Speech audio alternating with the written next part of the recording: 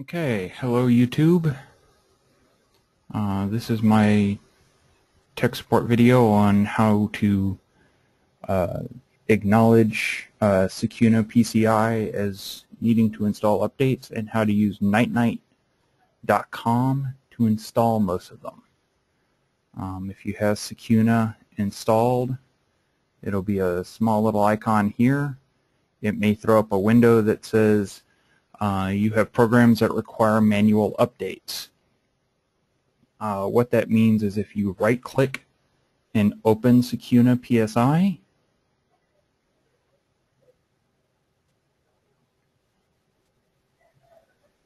I'll just let it load here.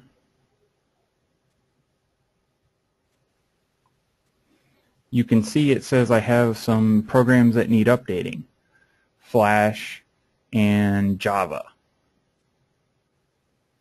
Now it'll say updating here, but Secunia PSI is notorious for being very slow to update or to lock up on some updates. It's great at letting you know what needs updates, not so great on automatically doing them right now. Works great for some updates, not for others. So what we're going to do is we're going to acknowledge that Secunia says we need Flash and we need new Java, because Sun has updated Java 3 times in the last week, something like that. So what we're going to do is we're going to close Secunia,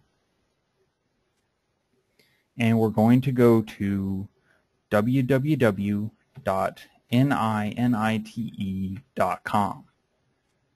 www.ninite.com. Now what that does is that takes us to the Ninite updater page. Now what Ninite is it creates a small little exe file that you run as long as you have admin privileges on your computer, and it will update everything you put into this exe. So what we're going to do is we're going to go down this list and we're going to make sure we've got updated stuff. So we're going to update Chrome, update Firefox. If you use IM or instant messaging, you can update those here. Media, I usually try to update iTunes, VLC, Winamp if you like it. QuickTime definitely, in case Apple throws something out there.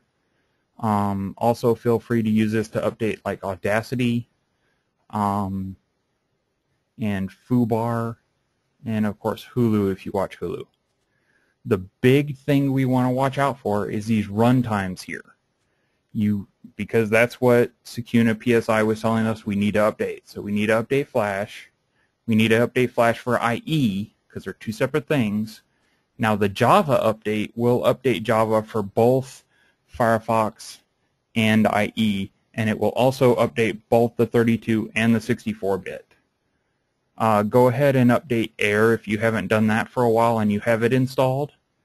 The same with Shockwave or Silverlight, although these haven't changed much in the last 2 months. You can also install some imaging editing software. I recommend Paint.net and GIMP. Paint.net is awesome. It does most image editing you would need to do, and it's smaller than 10 megs. You can also do some OpenOffice stuff here. I recommend making sure you update Adobe Reader. They recently updated in the last week. Foxit Reader is better than Adobe Reader simply because it allows you to read PDFs without having to update every 2 weeks. And PDF Creator creates a printer device that will turn your documents into PDFs. So you don't have to buy the Adobe suite to create PDFs. If you don't have any antivirus or anti-malware, here's a great place to install some. I would at least recommend updating the super anti-spyware files and possibly the adware or the spybot. If you have no antivirus whatsoever, I recommend the Avast system.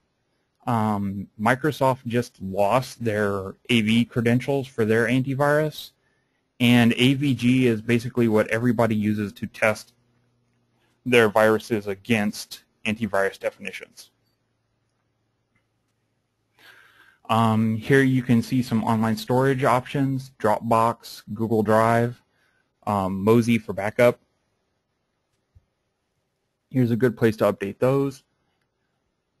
Evernote, KeyPass for a password storage system. Steam if you use that. Under utilities, there's TeamViewer, Azos Logix, TrueCrypt. WinDirStat is a great program if you're looking for hard drive space.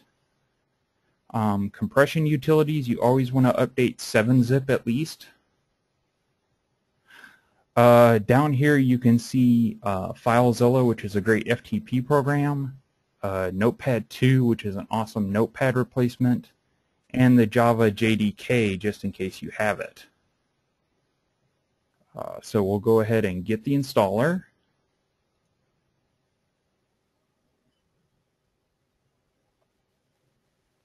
And you notice it's an exe, so it's asking me to save the file. Go ahead and save the file. And it'll save it to wherever you've got Firefox defaulted to save to, usually your Documents folder. The quick way to find the file is you can right-click on it, and one of the options will be Open Containing Folder. So if you open Containing Folder, there it is right down here, highlighted. And all you have to do is go ahead and run this file. And we'll go ahead and run it.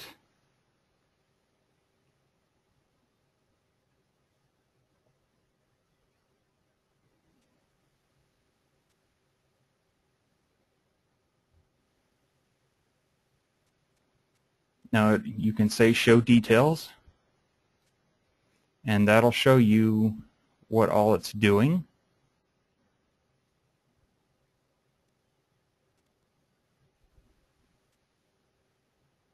You can see it's installing the new Chrome. My flashes are up to date. It's downloading and installing the new Java.